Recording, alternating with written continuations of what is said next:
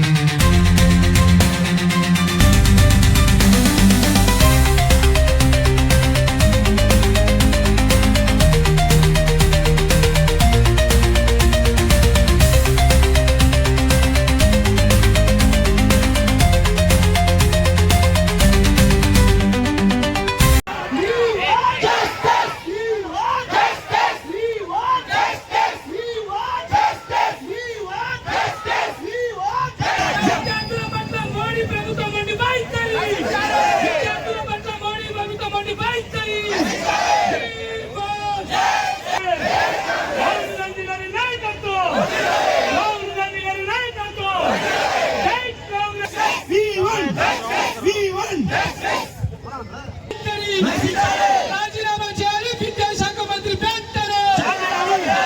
చేయాలి కేంద్ర విద్యాశాఖ మంత్రి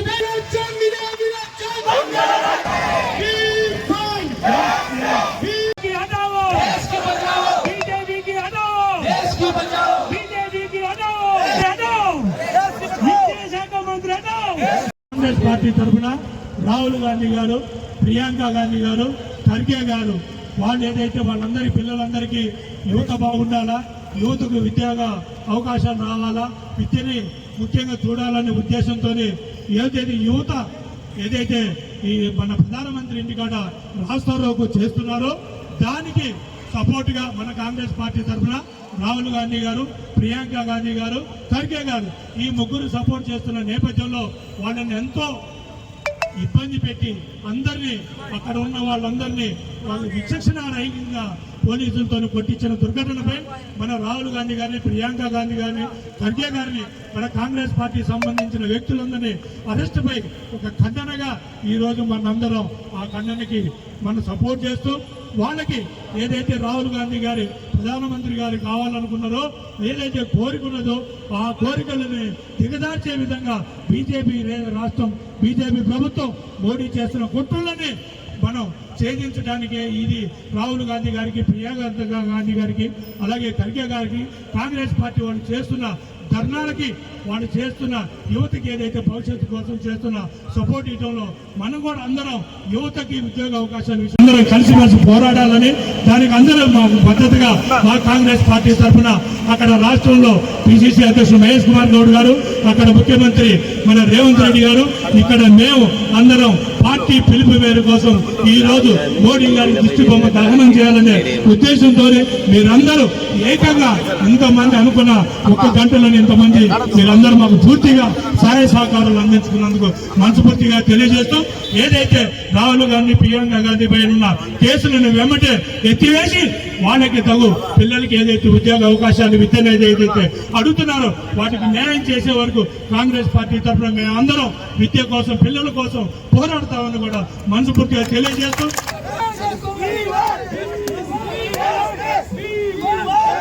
We